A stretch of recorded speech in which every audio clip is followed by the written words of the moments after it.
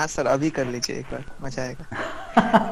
Class के बाद करेंगे। हाँ किसी को पिछली क्लास में कुछ पूछना है? पहले अंकिता तुम्हें कुछ पूछना था ना बेटा, पहले मैं पीपीटी शेयर करता हूँ फिर तुम पूछ लो पहले। हाँ बताओ बेटा कहाँ पे पूछना है? हाँ सर, वो जो 3 कंडीशंस थे। एक सेकेंड, अब कौन आ गया यार क्लास में ना 1-2 मिनट पहले आ जाया करो, मेरे को पीपीटी के बीच में जा जाके अटेंड करना पड़ता है तो थोड़ा सा दुखद सा हो जाता है। हाँ 3 केस। मेरी राइटिंग समझ आ रही थी नोट्स में, थोड़ी गड़बड़ हो तो मेरे से पूछ लेना। मैंने तुम्हें बुक भेज दी जिस बुक से मैंने नोट्स बनाए हैं? No sir. बुक नो में सर। ठीक है ठीक, आज क्लास के बाद याद दिला देना, मैं भूल जाऊँ तो 5 बजे के बाद, 5 तक तो बिजी रहूंगा। उसके बाद एक बार ना कोई बच्चा मैसेज करके याद दिला देना, मैं बुक शेयर कर दूंगा, उसमें एग्जैक्टली एक्सप्रेशंस तुम्हें ऐसे ही मिल जाएंगे। तो किसी भी एक्सप्रेशन में मेरे कोई दिक्कत होगी तो वहां से चेक कर सकते हो। हाँ ये 3 केसेस, अब बताओ बेटा। हाँ सर, वो जो सेकंड केस से। Second case A is equal to omega naught ना। देखो जब A equal to omega naught करेंगे तो ये टर्म तो पूरी जीरो हो गई, ये वाला पोर्शन तो गया, सिर्फ ये रह जाएगा D square F by D T square is equal to 0। क्योंकि ये सेकंड डेरिवेटिव है तो 2 बार डिफ्रेंसिएशन करोगे तब सॉल्यूशन आएगा। सो जब हम इसका फर्स्ट टाइम करेंगे डेरिवेटिव तो जस्ट कांस्टेंट आएगा। 0 का इंटीग्रेशन क्या होता है, कोई बता सकता है? What is the integration of 0?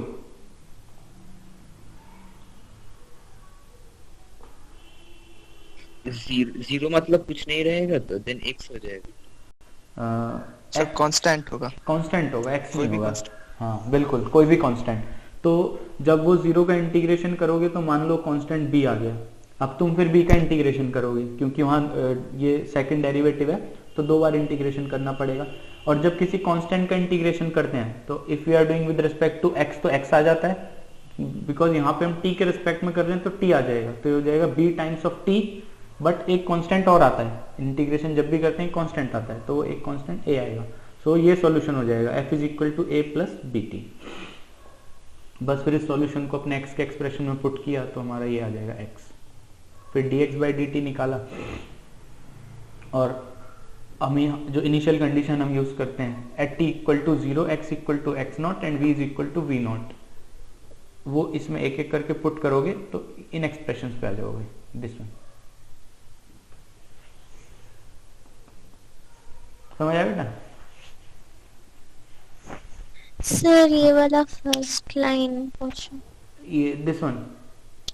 Yes sir. अच्छा चलो पीछे वाले देखो, t इक्वल टू 0 पुट करना है, गो टू दिस एक्सप्रेशन।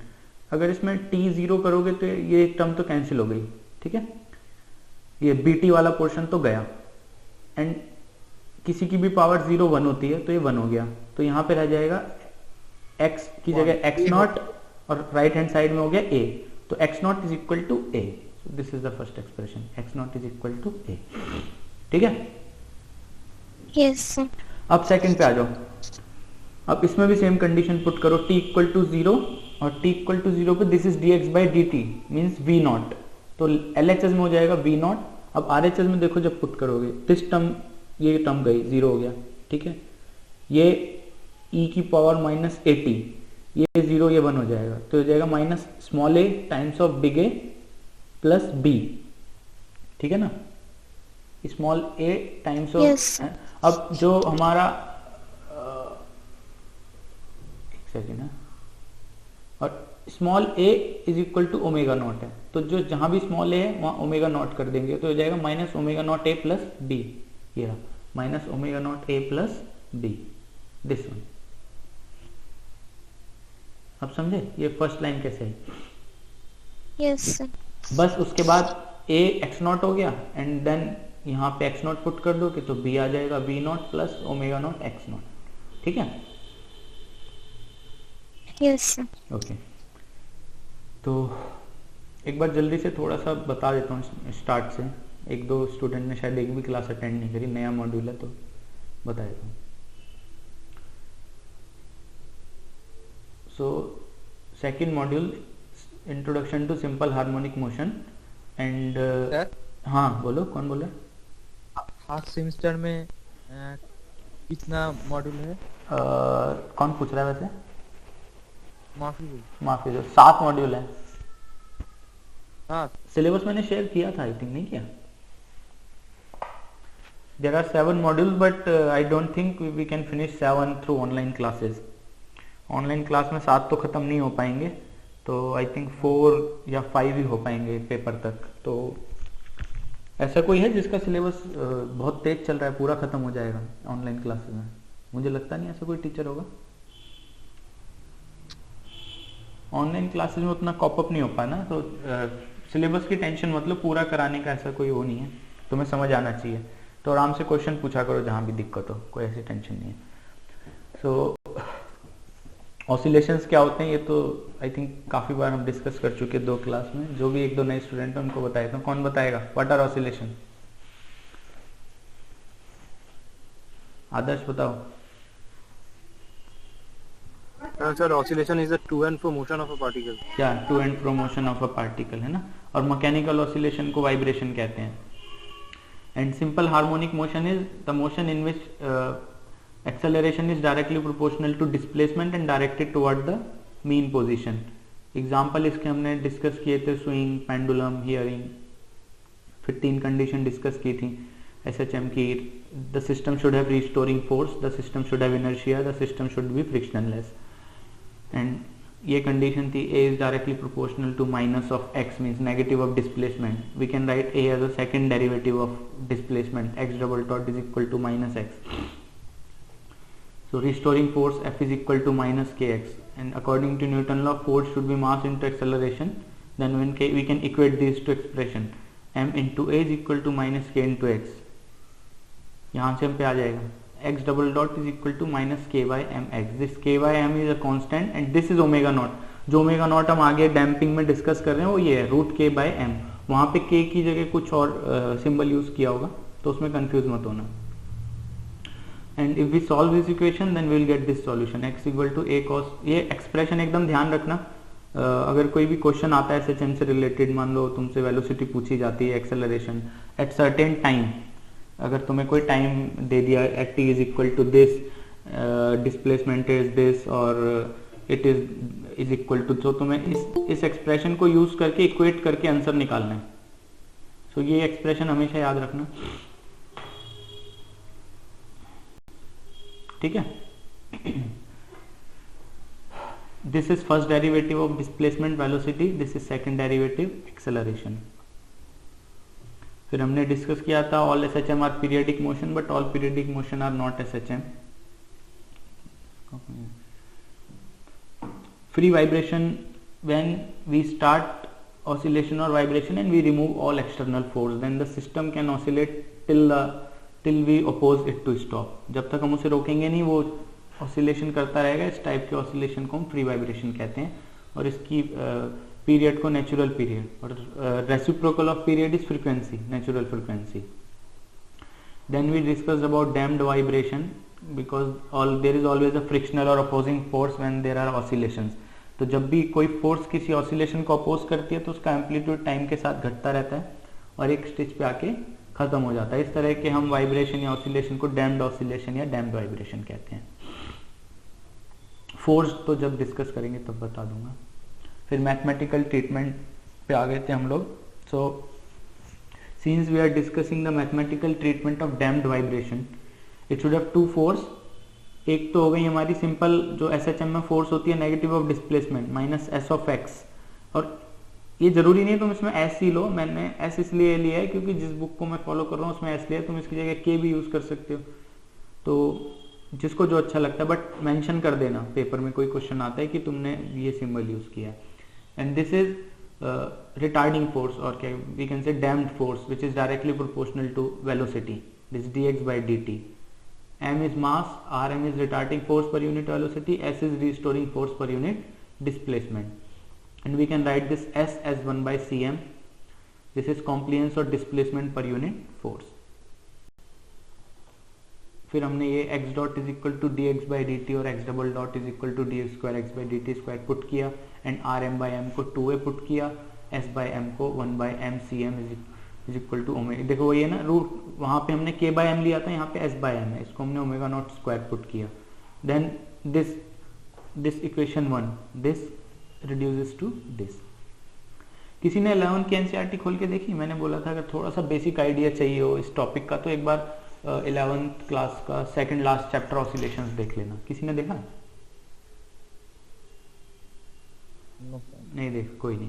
वहां पे जो ये 3 केस हम डिस्कस कर रहे हैं ना, वहां पे तीनों केस डिस्कस नहीं किए हैं, पर तुम्हें ग्राफ जरूर मिल जाएगा वहां पे तीनों केस का कि क्रिटिकली डैम्ड। और मैं आज तुम्हें एनसीईआरटी भेजता हूँ 11th की पीडीएफ, उसमें एक बार इस टॉपिक को स्टार्ट करने से पहले एक बार उस चैप्टर को हल्का सा, मतलब एकदम पॉइंट टू पॉइंट मत पढ़ना, पर हल्का सा गो थ्रू कर लोगे ना ये वाले एसएचएम वाले टॉपिक, तो थोड़ा सा तुम्हारा माइंड का बेस बन जाएगा कि what is SHM and how to start. फिर ये यहाँ तो मैथमेटिकल ट्रीटमेंट ज्यादा है।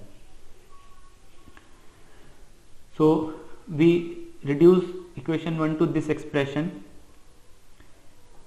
and then we assume one solution which is a trial solution, x is equal to e की power minus alpha t times of ft, and then we took first derivative, second derivative, then we put all this in this expression and we reaches to this solution, t square x by dt d square f by dt square plus omega naught square minus a square f is equal to 0. So in this 3 cases are possible, इसमें 3 case possible हो सकते हैं। Omega naught is greater than a, omega naught is less than a, और omega naught is equal to a. First था a is greater than omega naught, जिसको large damping कहते हैं। Second था a is equal to omega naught critically damp. Third is a is less than omega naught low damping और SHM. So large damping हमने discuss की थी पहले, a is greater than omega naught. In this case we put value of a put करेंगे, omega naught put करेंगे तो आ जाएगा r m is greater than √4s m। और इस केस में मैंने बताया था there can be 2 types of solutions, either exponential plus और exponential minus. So the final solution will be linear combination of these 2। और किसी को ये डाउट है कि ये सॉल्यूशन कहाँ से आए? मैंने आई थिंक लास्ट क्लास में बताया था क्या, मतलब क्यों ये हमने डायरेक्ट लिखे हैं। यस सर, है ना? या अगर किसी को डिफरेंशियल इक्वेशन पूरी मतलब चाहिए कि ये कैसे सॉल्यूशन आ रहा है एग्जैक्टली, तो मैं करके भेज सकता हूँ, बट आई थिंक मैथ्स में वो तुम्हारा हो जाएगा कवर, जितना मुझे आइडिया। डिफरेंशियल इक्वेशन होगा ना मैं किसी न किसी सब्जेक्ट में तुम्हारे? Yes sir. हाँ, तो उसमें कवर होगा उसमें तुम्हें ये सिखाया जाएगा कैसे सॉल्यूशन आता है। So next what we did is just put this in this solution, x is equal to e की power minus alpha t ft, because we got the f, so we can put this, see we have put this. So this is the exponential term, and due to this term our x is decaying, और क्योंकि ये अभी हमने discuss किया a is greater than omega naught है, ये बड़ा है ना, तो जिसकी वजह से जो हमारा सिस्टम है डिके जल्दी हो रहा है ना। और इस तरीके के मोशन को हम कहते हैं एपीरियडिक मोशन कह सकते हो, ओवर डैम्प्ड और डेड बीट, बिकॉज पीरियड नहीं होते, डायरेक्टली डिके होता है ऐसे। सो अगर हमको ए और बी का वैल्यू निकालना है, we need to find out the values A and B, so we can use the initial condition solution. So 2 initial condition usually we take, first of displacement, second of velocity. कोई बता सकता है 2 initial condition क्यों ली, 3 क्यों नहीं ली? Acceleration वाली भी तो ले सकते थे।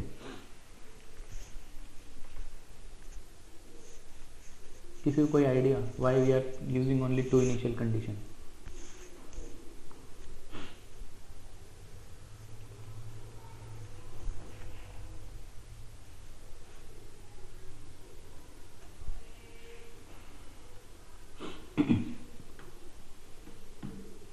Anyone?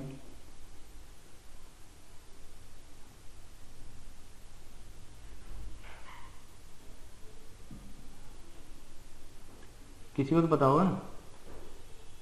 Sir, because there are 2 variables. Exactly.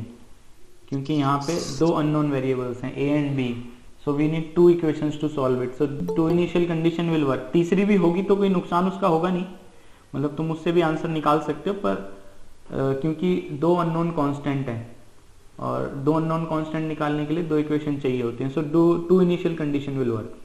So first is displacement at t equal to 0, x equal to x naught. Second is velocity at t equal to 0, v is equal to v naught. तो ये हमने assume किया था lambda 1 is equal to, जब इसको अंदर लेके जाएंगे, so this will be minus a plus root a square minus omega naught square, and this will be minus a minus root a square minus omega square. So we can put this. So the solution will be x a e की power lambda 1t plus b e की power lambda 2t. Now we can take its first derivative dx by dt. The derivative of e की power lambda 1t will be lambda 1a e की power lambda 1t. And now we can put our initial conditions. And Sir, you are muted. मैं mute हो गया कैसे? Sir आवाज नहीं आ रही. अभी आ रही है? सर आप म्यूट हो गए हो. अभी आ रही है? यस सर अब आ रही है. म्यूट कैसे हो गया? Yes sir. अच्छा ठीक है. ओके.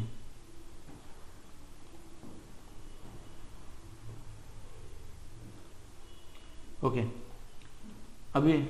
अभी आ रही है ना? Yes sir. Okay, so this is x. We can take the first derivative of x and then use the initial condition x equal to x naught and v is equal to v naught. We will get these two equations, a plus b equal to x naught and lambda 1a plus lambda 2b is equal to v naught. किसी ने solve करे means have you got these answers whichever I have written. मैंने कहा था math से थोड़ा करके देखोगे तो ही आएगा. मतलब एज्यूम मत करना कि मैंने जो लिखे सारे एक्सप्रेशन ठीक होंगे. मोस्ट ऑफ द ठीक होंगे, पर किसी भी एक्सप्रेशन में मैं भी क्योंकि हाथ से कर रहा हूँ एक दो गड़बड़ हो सकती है, तो तुम करोगे तो तुम्हें शायद कहीं ना कहीं गलती पकड़ में आए. याद करने की कोशिश याद करने की कोशिश मत कर नेक्स्ट एक्सप्रेशंस को कि मैंने लिख के दे दिए तो तुम रट लोगे, उससे काम होगा नहीं. पूरा इक्वेशंस एक एक स्टेप खुद से करके देखोगे तभी ये वाला टॉपिक तुम्हारा पूरा क्लियर होगा. जैसे ये इन दोनों को सॉल्व करके this A and B values कैसे आई, तो ये करके देखना. किया किसी ने? Has anyone did it? So last class we discussed this thing. we discussed it. Okay. Yes sir. तो बाकियों ने आई थिंक एक ही दो बच्चों ने बताया था, उनका आ गया. बाकियों ने ट्राई किया? एलिमिनेशन मेथड या सब्स्टिट्यूशन कोई भी मेथड यूज कर सकते हो. It was right. है ना? Okay. So second case is critical damping in which a is equal to omega naught and second term of differential equation is 0. So d square f by dt square is equal to 0 and we can get the solution of f is equal to a plus bt. We can again put the solution and again take the first derivative means velocity, and as usual we've used initial condition and we got the values of a and b. So these are the two cases, see, over damped and critical damped. If you see your 11th NCERT you will get these two plots in there also. वहाँ भी ये दोनों plot ऐसे एकदम step by step case discuss नहीं किया होगा, पर ये प्लॉट है इतना मेरे को याद है जहां तक 11th में है. सो एंड थर्ड प्लॉट वहां पे एक ऐसे डैम्प का बनाया होगा, डैम्ड हार्मोनिक का. सो ये दो केस हो गए. First case is over damp, second case is critically damp. ठीक है. So in this case x is reaching final value quickly then case 1. इसका रीजन बता सकता है कोई? Why in this case x is going to final value more faster than the previous case?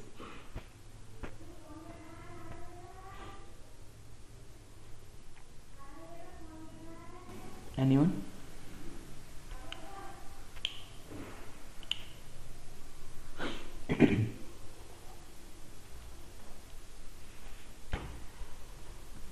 No answer? Can you repeat the question? I'm just asking that in this case this value x value is going to its final value quicker than the over damped case. है ना? देखो लिखा भी है x reaches final value more quickly than case 1. मैं just ये पूछ रहा हूँ ऐसा क्यों इस केस में जो हमारी x की वैल्यू फाइनल वैल्यू जल्दी जा रही है केस 1 के कंपेयर में.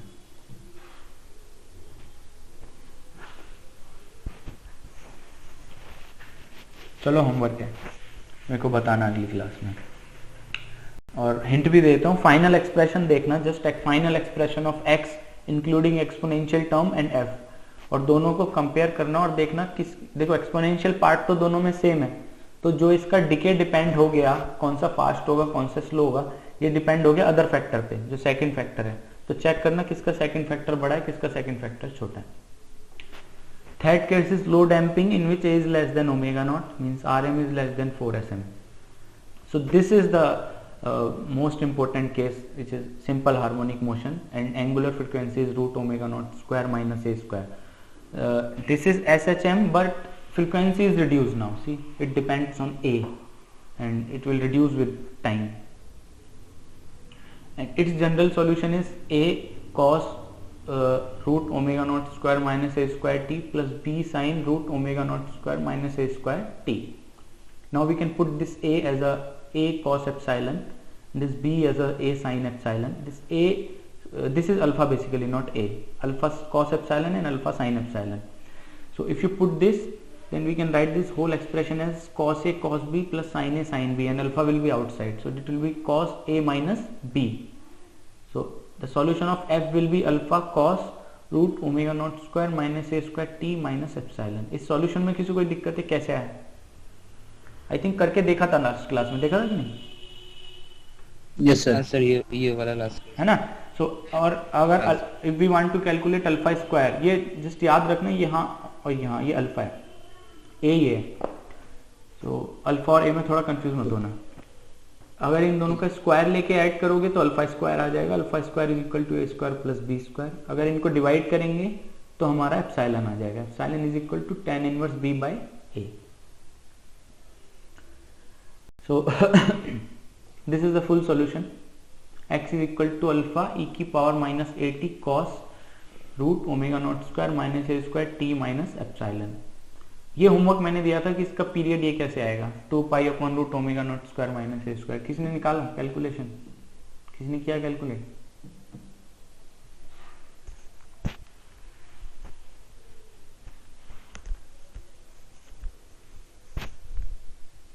नहीं किया? No sir. अरे फिर से करके देखना यार. टाइम पीरियड निकालना तुम्हें आना चाहिए. SHM पढ़ रहे हो तुम. If you are studying SHM you should know how to calculate the time period of every expression. मतलब ये करके आज फिर से ट्राई करना और मेरे को बताना है कि ये मैंने टाइम पीरियड यहाँ पे बोला 2 pi upon root omega naught square minus A square निकाला है. अच्छा, व्हाट इज टाइम पीरियड? एक डेफिनेशन बताओ चलो कोई भी, फिर तुम्हें खुद समझ आ जाए कैसे है. Reciprocal of frequency. हाँ, रेसिप्रोकल. ये तो मतलब क्या कहते हैं sir, time taken for one complete vibration. हाँ बिल्कुल, ये वाली सुनना चाहता था मैं. Time taken for complete revolution means उतने टाइम पीरियड के बाद अपनी मोशन रिपीट करेगा. समझ रहे हो? तो कॉस अगर कुछ वैल्यू है तो सर्टेन टाइम पीरियड टी के बाद फिर से वही वैल्यू आ जाएगी. समझ रहे हो? तो यहाँ पे अगर तुम टी प्लस टाइम पीरियड कर दोगे तो इसकी वैल्यू सेम रहनी चाहिए. इससे थोड़ा आइडिया लगा के कैलकुलेट करके देखना और मेरे को बताना कि यह एक्सप्रेशन ला पा रहे हो कि नहीं ला पा रहे हो. तो देखो ये ऑसिलेटरी तो है, this is oscillatory and periodic, but there is one more term, this alpha exponential power minus 80. और ये टर्म क्या करेगी, क्योंकि this is exponential decay term. So in the previous 2 cases we don't have any periodic term. तो वहाँ SHM तो था नहीं. यहाँ पे पीरियडिक तो है but we have decay term also.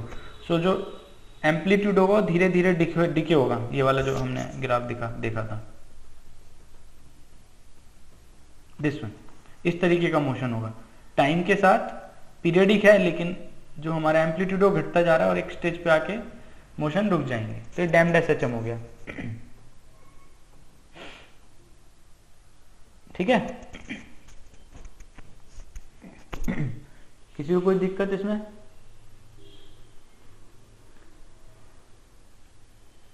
Anyone?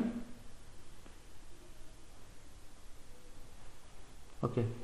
No sir. Okay. Now let's go and calculate the alpha and epsilon. ये alpha and epsilon कैसे हम कैलकुलेट कर सकते हैं? सबसे पहले omega naught square minus A square root, इसको p पुट कर देते हैं क्योंकि कभी भी कुछ मान लो यहाँ पे हमें अल्फा एंड एप्सिलॉन निकालना है तो इस टर्म का तो यूज है नहीं, तो इसको हम कुछ ही, क्योंकि ऐसे हर बार तुम बड़ा बड़ा लिखोगे तो टाइम कंज्यूम होता है, तो इसका शॉर्टर तरीका होता है इसको कुछ एज्यूम कर लो, लास्ट में वापस रिप्लेस कर देंगे. We can replace it later. So इसको हमने p मान लिया.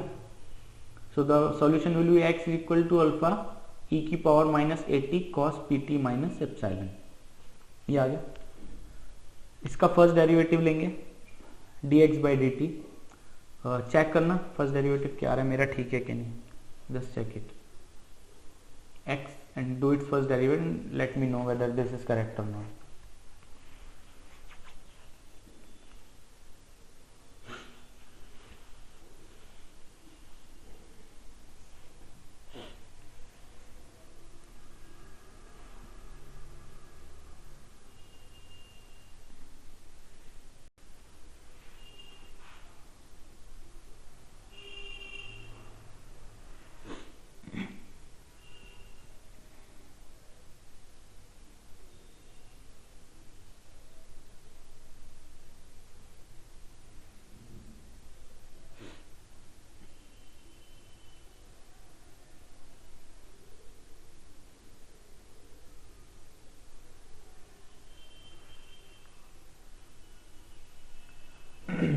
क्या किसी ने कर रहे हो कि नहीं कर रहे हो?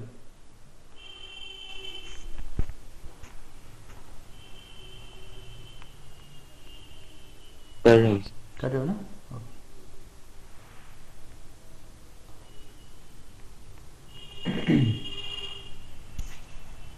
हाँ सर ठीक है। ठीक है ठीक है। और किसी का आया?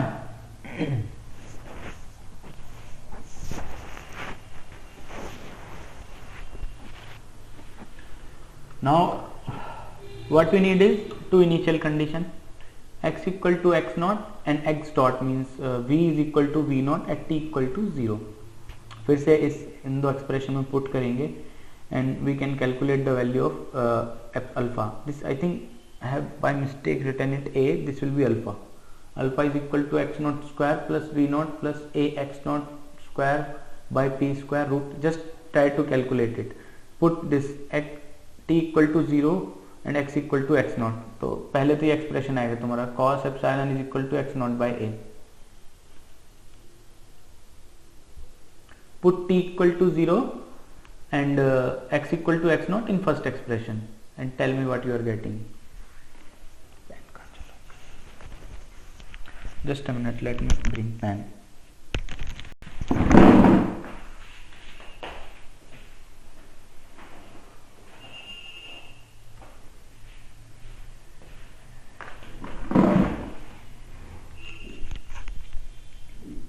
हाँ कर पा रहे हो तुम लोग कि नहीं?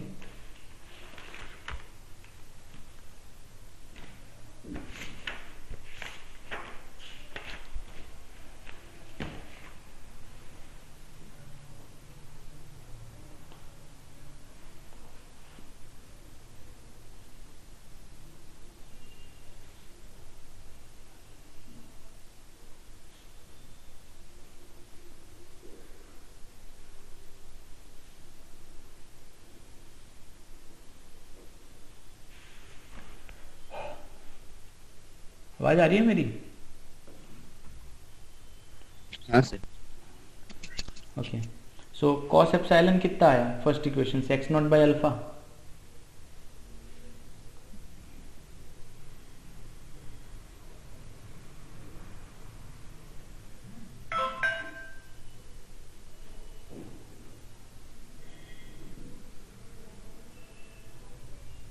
Yes sir.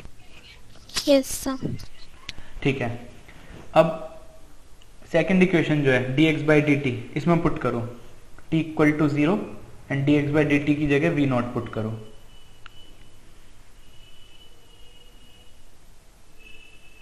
और फिर बताओ मेरे को क्या एक्सप्रेशन आ रहा है।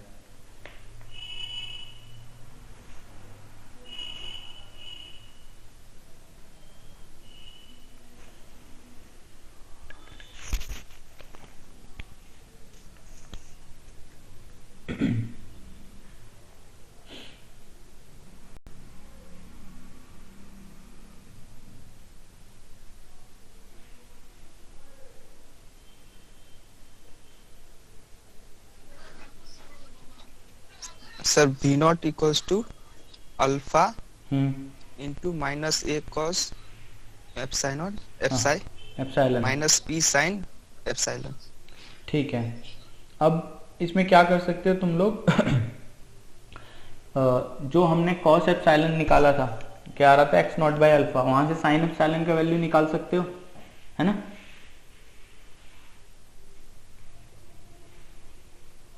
और इसमें पुट कर सकते हो, उसके बाद तुम इस एक्सप्रेशन पे आ जाओगे, ये वाला जो एक्सप्रेशन है, ठीक है। टाइम लगेगा थोड़ा सा, 4-5 मिनट ट्राई करना क्लास के बाद, ना आए तो मेरे को बताना, मैं ये एक्सप्रेशन एग्जैक्टली करके भेज दूंगा, ठीक है। तो अभी के लिए अज्यूम कर लेते हैं। तो हमने ये दो एक्सप्रेशन निकाल लिए, ये और ये। अब अगर मोशन रेस्ट से स्टार्ट होती है, सबको क्लियर है ना, ये cos एप्सिलॉन तो आ गया, यहाँ से sin एप्सिलॉन तुम निकाल सकते हो, sin square epsilon plus cos square epsilon is equal to 1, तो यहाँ से sin एप्सिलॉन आ जाएगा रूट के अंदर 1 minus x not square upon alpha square, और फिर वो तुम जो v नॉट का एक्सप्रेशन है उसमें पुट करना, तो वहां से तुम ये इस एक्सप्रेशन पे आ जाओगे, ये जो मैंने लिखा है दिस a। ना आए तो बताना, वैसे आ जाएगा, इतनी दिक्कत नहीं होगी, ठीक है।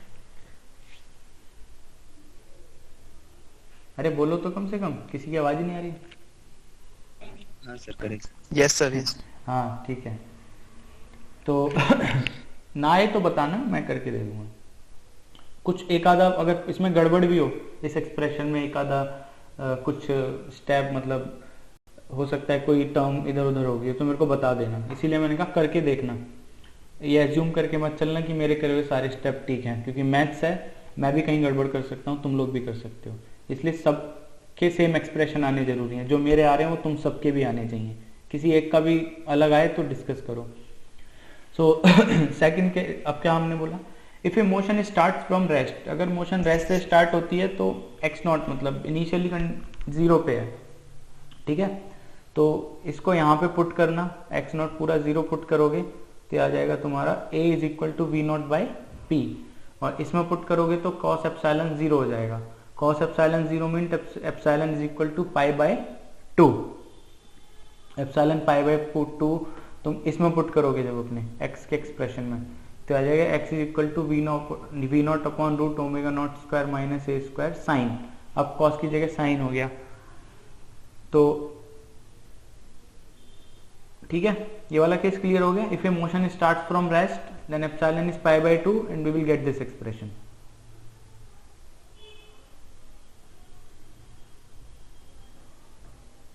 क्लियर है?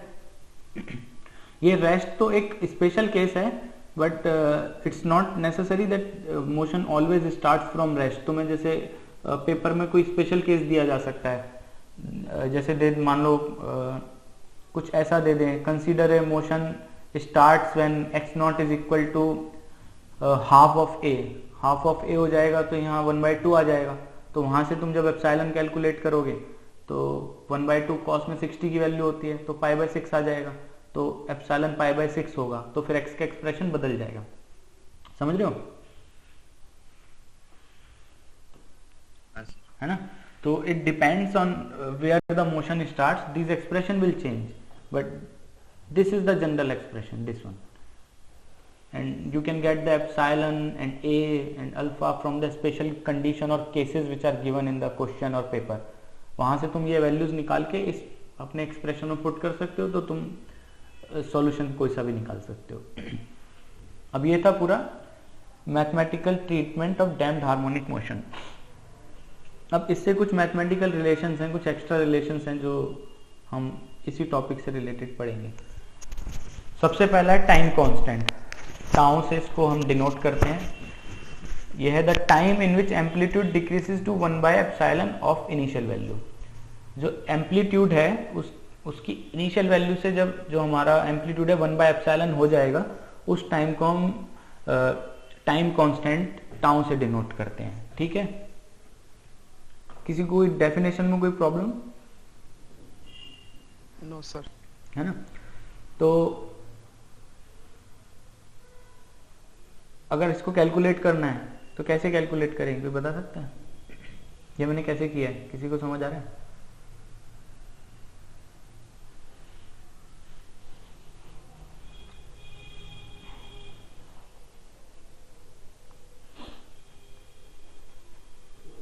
देखो, एम्पलीट्यूड था ये अल्फा e की पावर -80, उसका 1/एप्सिलॉन कर दिया, और कि कितने टाइम बाद होगा, टाउ टाइम बाद। यानी इसमें अगर हम टाउ ऐड कर दें दिस स्मॉल टी में, जैसे मैं पीरियड कैलकुलेट करने के लिए तुम्हें बोल रहा था, वही एग्जैक्टली ये टर्म है। If we add tau to this value, अगर इसमें टाइम पीरियड ऐड करते हैं तो ये एग्जैक्टली सेम हो जाएगा, लेकिन अगर हम इसमें टाउ ऐड करते हैं तो यहाँ पे लिखा है इसका एम्पलीट्यूड 1/ε हो जाएगा। देखो राइट हैंड साइड पे टाउ ऐड किया और लेफ्ट हैंड साइड पे एम्पलीट्यूड को 1/ε कर दिया, सॉरी 1/e, 1/एक्सपोनेंशियल। तो ये अल्फा e की पावर माइनस at दोनों साइड कैंसिल हो जाएगा और यहाँ से तुम्हारा टाउ आ जाएगा 1/a, और a था हमारा rm/2m। सो यहाँ से टाउ आ जाएगा तुम्हारा 2 times of mass upon rm। इसमें किसी को कोई दिक्कत?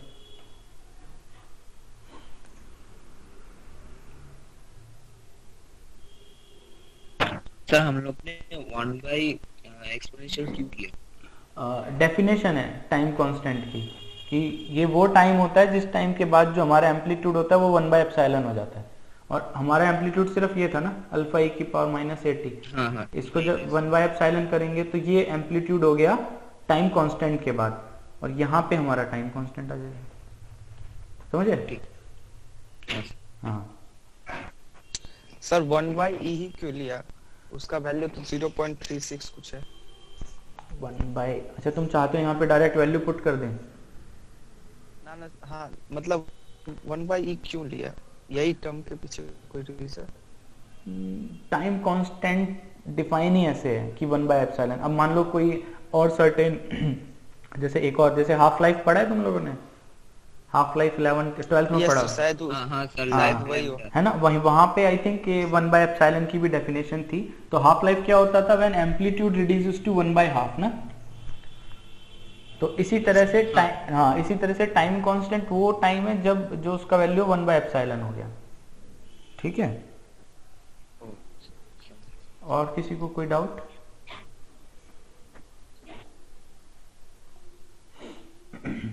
ठीक है, तो टाइम कांस्टेंट हो गया। दूसरा energy in damped harmonic motion. तो एनर्जी दोनों होती है यहाँ पे, काइनेटिक और potential. Kinetic energy half mv² या फिर हाफ mv की जगह x डॉट पुट कर सकते हो, हाफ mx²। और जो हमारी पोटेंशियल एनर्जी होती है वो हाफ kx² होती है। k मीन्स यहाँ पे हमने s यूज किया है तो हाफ sx²। अगर इंस्टेंटेनियस लॉस ऑफ एनर्जी निकालना है तो इसको हम डिफरेंशिएट कर देंगे टाइम के रिस्पेक्ट में और यहाँ पे आ जाएंगे। ठीक है,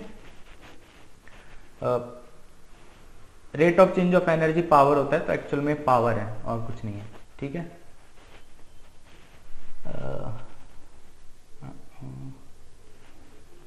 यहीं पे रोकते हैं आज। अब तुम लोग टेस्ट करने में आज का एक ही क्वेश्चन दिया है वैसे मैंने आज के टेस्ट में, पर शायद थोड़ा सा टाइम लग सकता है तुमको। कुछ पूछना है यहाँ तक तो पूछ लो। सर टेस्ट कब तक खुला है? टेस्ट वैसे तो ओपन रहेगा 8 बजे तक,